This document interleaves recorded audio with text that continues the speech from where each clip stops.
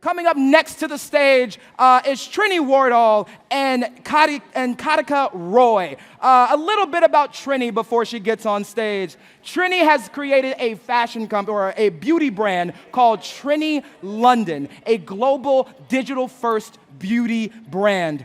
Trinny actually sold her wardrobe to raise funds for Trinny London, and she raised almost over 60,000 pounds total. And when you see her on this stage, you'll understand why. So please welcome to the stage, Trini and Katica!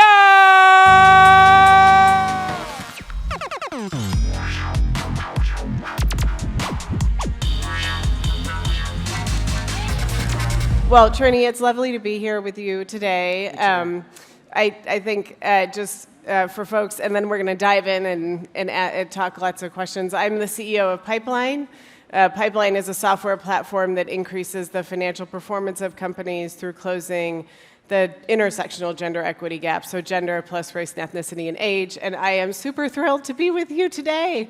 All right, so let's dive in. So how did the Trinny London brand come about, and why did you want the brand to be D2C?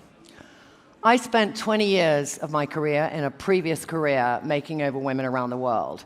And I noticed that the thing they found the hardest was makeup and choosing makeup.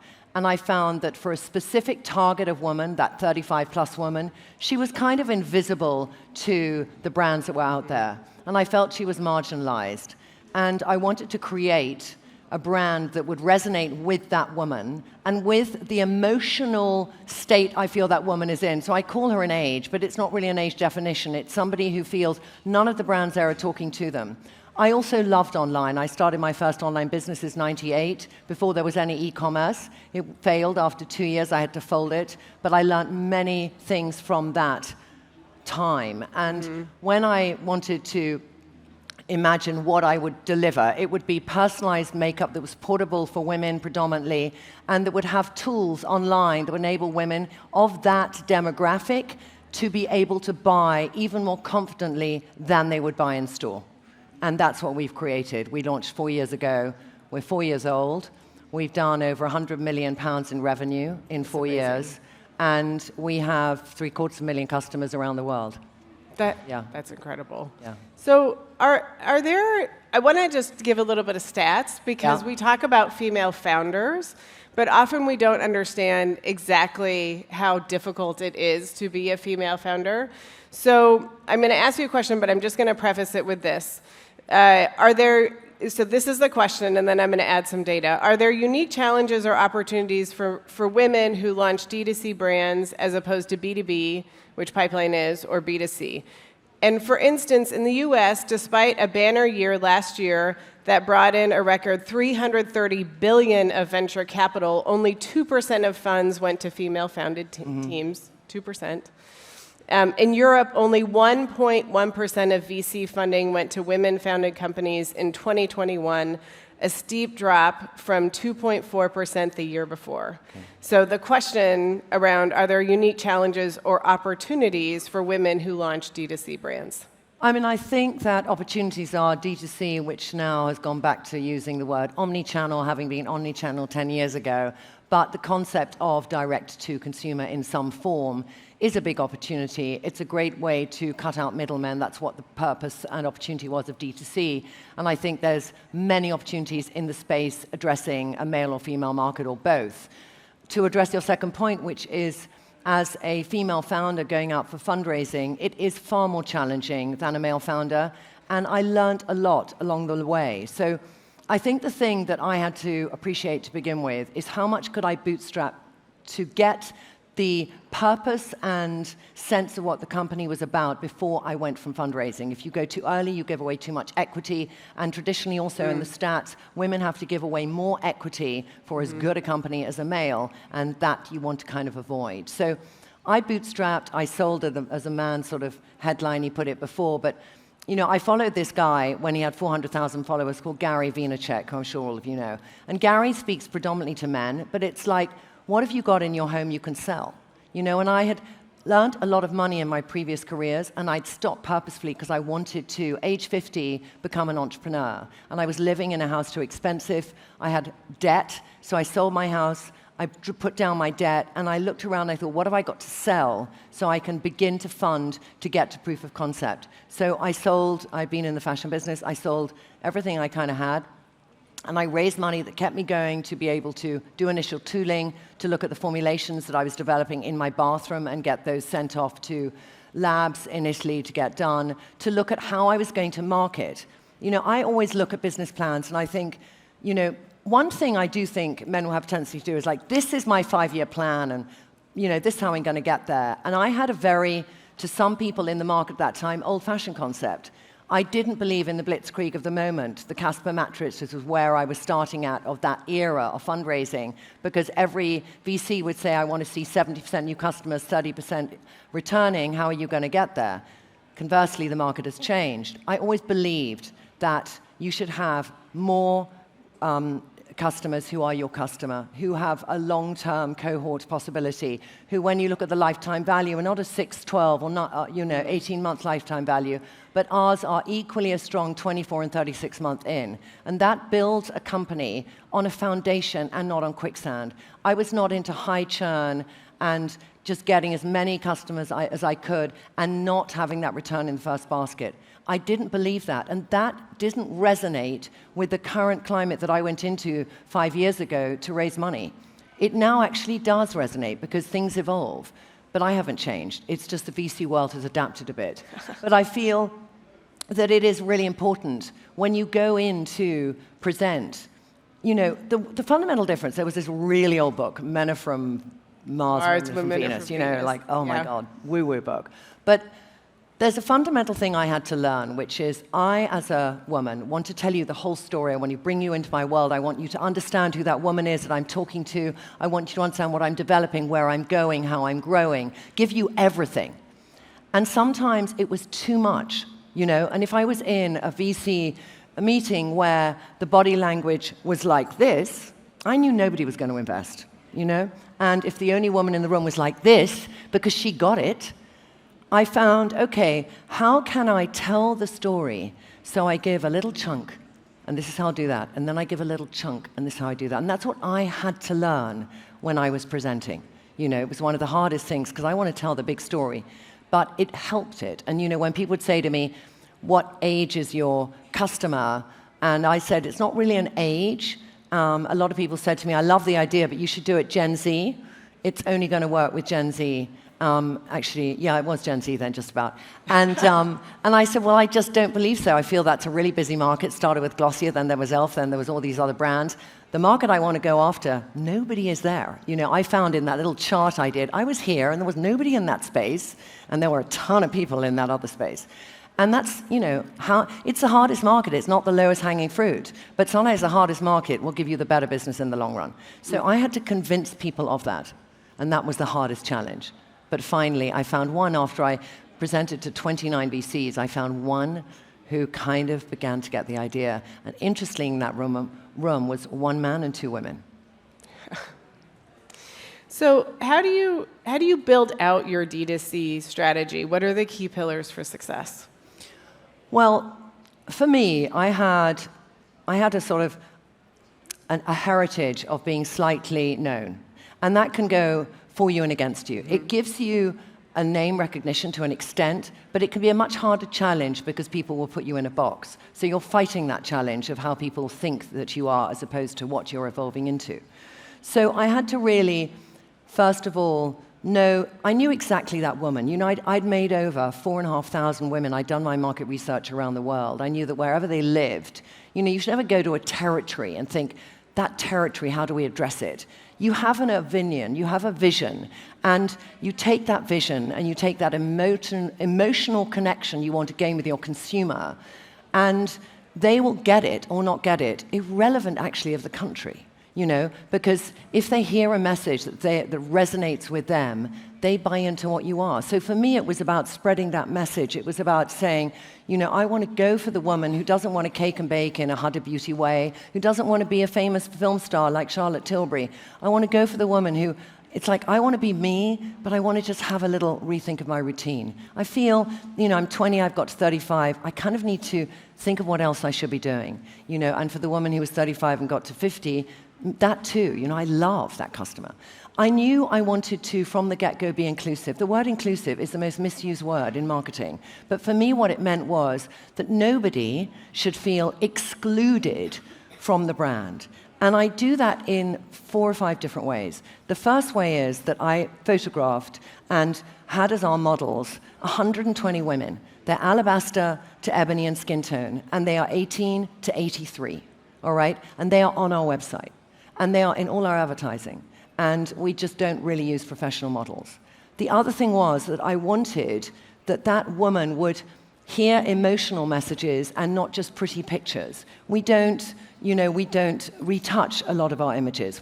If a makeup drops, we do it. But we show a very different position in beauty. And beauty has traditionally been sold to 35-plus women by 18-year-old models. And I wanted them to see themselves, but somebody aspirational. So it was very different and very much more challenging. But it was that organic growth. And slowly that growth grew. And I learned that I had a sense of humor, and that I'm not... One thing I think I've learned that goes in my favor is I don't worry anymore what people think. Weirdly, you don't worry when you're 20, but you can go through your 30s and feel insecure, your 40s readjusting, and your 50s you kind of don't give a shit anymore, because that means you don't care about people. I profoundly care about my woman. I care so much how she's feeling.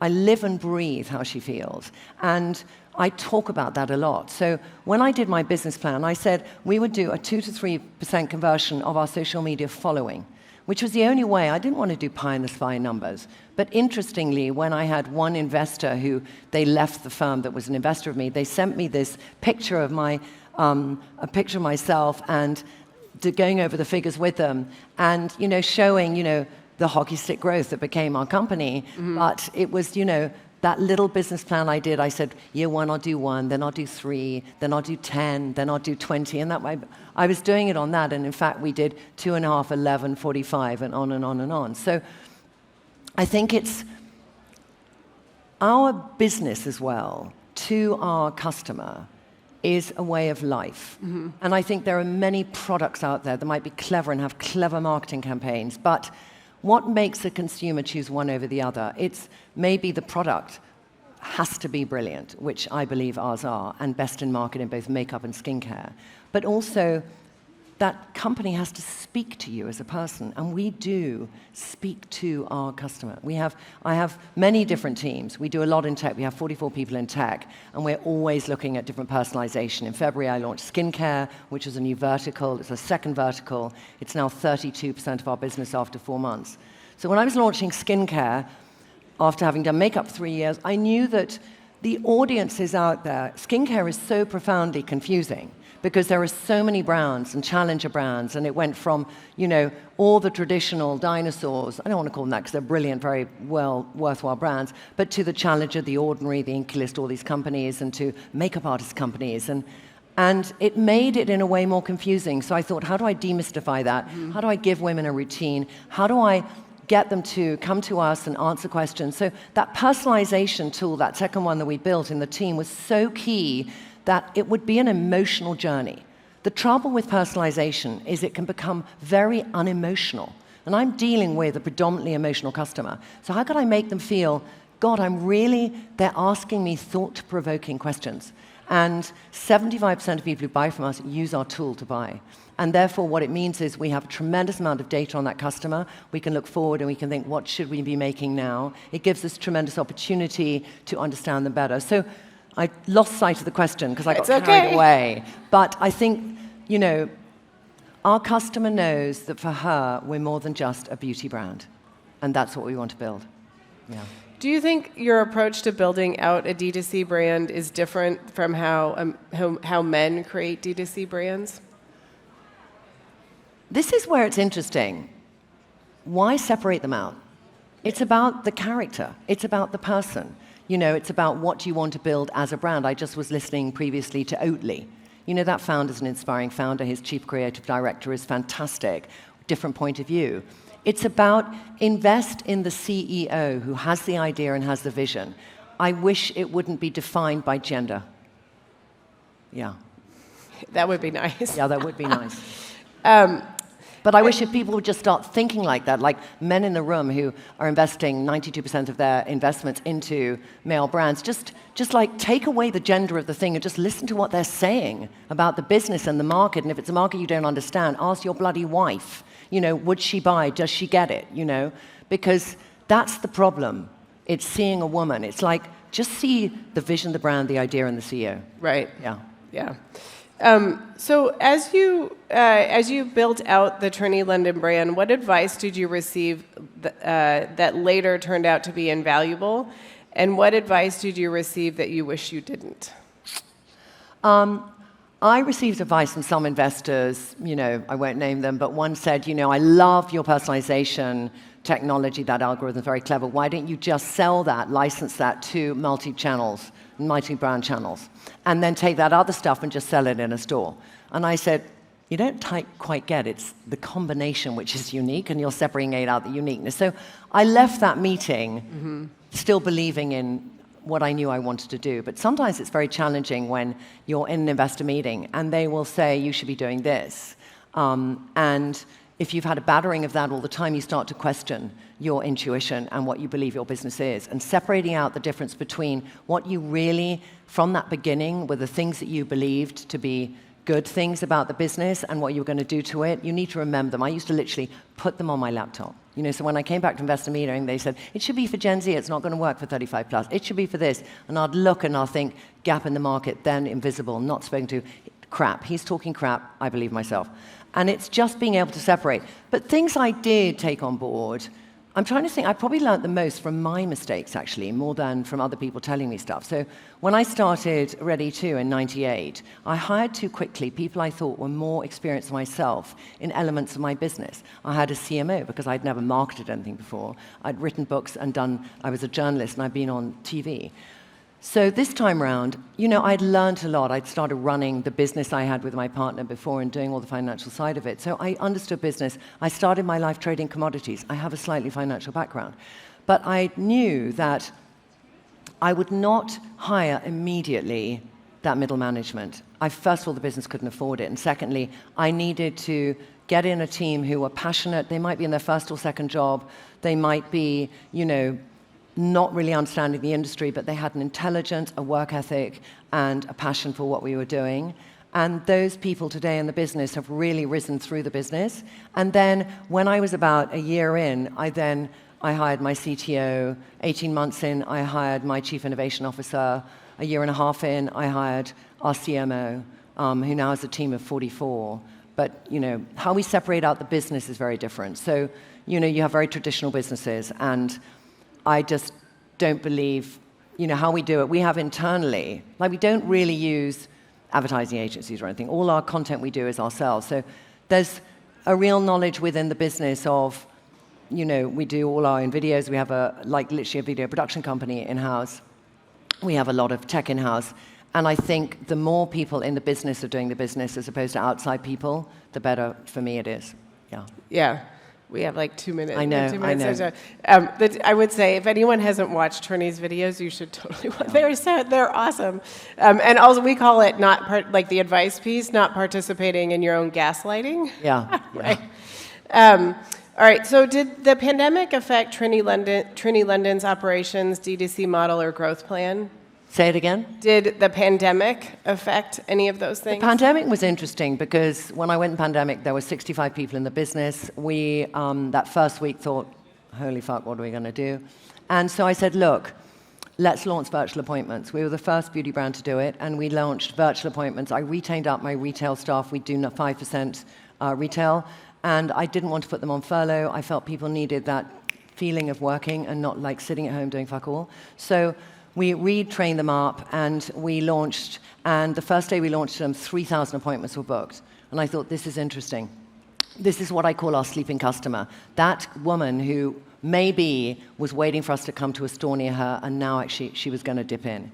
So in the year of COVID, we did, 42 million that year, and we grew the business 4 times. And the challenge for many companies is coming out of COVID, can you still maintain it? And for us coming out of COVID, there are changes. There's Facebook, there's iOS, but there's also where you're putting your budget, how you're doing your branding. And, you know, I told the team last week that every day we have new people coming to the brand. And really, imagine we launched the brand yesterday. Don't presume anything that our customer knows stuff already. And I think reiterating that point, you permanently attract new customers. So for us, we pivoted. It was, you know, rearranging. We came out of COVID, and during COVID, we had hired 100 more members of our team, and we're now 185 people. So for us, it was a really interesting time. We learned a lot, and, you know, yeah, that's all I can say about it. I probably have like 6 more questions, but we're out of time. So thank you so much it was great. Thank you for having me. Yeah. Thanks.